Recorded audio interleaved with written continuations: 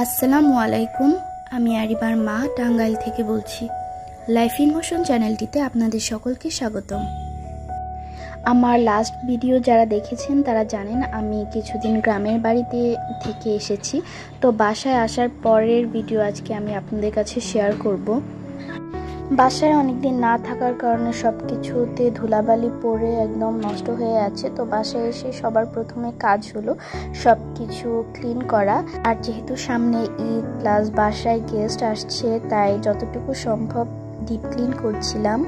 আমার এই আর্টিফিশিয়াল ফ্লাওয়ারগুলোতেও অনেক ময়লা জমেছিল, ভাবলাম একই সাথে এগুলো পরিষ্কার করে ফেলি। তারপরে বাজার ঘাট ছিল, যেহেতু সামনে ঈদ তাই আরিবার বাবা সব কিছু একবারে কিনে নিয়েছে যা যা দরকার। তো আমি সময় করে সেগুলো সব কিছু বের করে সব জায়গা মতো রেখে দিচ্ছিলাম। যারা আমার ভিডিওটি প্রথম দেখছেন, আমার ভিডিও যদি ভালো লেগে থাকে তাহলে লাইক করবেন, কমেন্টস করবেন, সাবস্ক্রাইব করে পাশে থাকবেন। আর যারা আমার ভিডিও দেখেন, পছন্দ করেন, তাদেরকে অসংখ্য ধন্যবাদ। এগুলো কিন্তু ঈদের আগের ভিডিও। তো সেদিন আমরা প্ল্যান করেছিলাম আমরা কাজিনরা সব একসাথে হব, কারণ ঈদে দেখা যায় সবাই যার যার মতো গ্রামের বাড়িতে ঈদ করতে চলে যায়। তো আমাদের আর একত্রিত হওয়া হয় না। তো আমরা ওই ডেটটা ফিক্সড করে তারপরে সবাই একসাথে হয়েছি।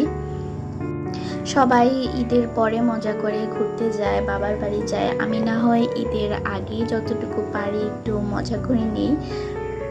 আমার কাজিনরা আসলে আমার খুবই ভালো লাগে। আমার ওই দিনটাই যেন একটু ঈদ ঈদ ফিল হয়। তো ওরা আসবে সেজন্য আরও আরিবার বাবাকে দিয়ে বাজার করিয়ে রেখেছি। তো সকালে এগুলো গুছিয়ে নিচ্ছিলাম, যেহেতু আমার সারাদিনটা একটু ব্যস্তভাবেই কাটবে। আমের সিজন, কাসুন্দি ছাড়া কি চলে? কার কার কাসুন্দি দিয়ে আম খেতে ভালো লাগে আমাকে কমেন্ট করে জানাতে পারেন। আর এই তো রসুন, আদা, যেহেতু সামনে কোরবানির ঈদ, এগুলো তো লাগবেই। তো সেদিন বৃষ্টি হচ্ছিল, তারপর ভাবলাম আমি আর আরিবার বাবা যেহেতু বাসায় একাই আছি, বসে বসে একটু মুভি দেখি। তো মুভি দেখতে গেলে তো কিছু খাওয়া দাওয়া না করলে ভালো লাগে না। আমার কাছে বৃষ্টি আসলে মনে হয় যে সারাদিন শুয়ে বসে থাকি আর মুভি দেখি।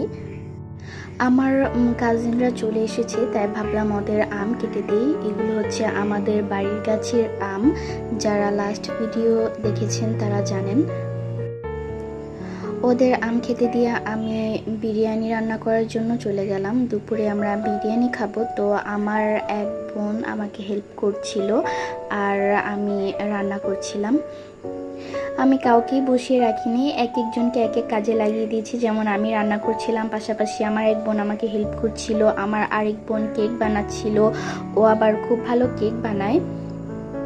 তারপর আমার যে বোন চিটাগাং থেকে এসেছে, ওকে নিয়ে আমরা একটু আড়ংয়ে যাই। আর আড়ংয়ের অপোজিটে ক্যাফে স্টোরি আছে, যেটা টাঙ্গাইলে পিৎজার জন্য ভালো।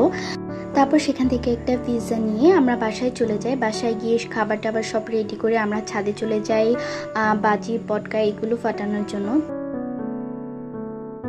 আর এই তো আমাদের আজকের ছোট্ট আয়োজন। আর এই কেকটা কিন্তু আমার বোন বানিয়েছে।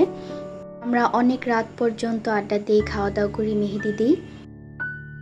তো আজকের ভিডিওটা এই পর্যন্তই। আপনারা সবাই ভালো থাকবেন। আল্লাহ হাফেজ।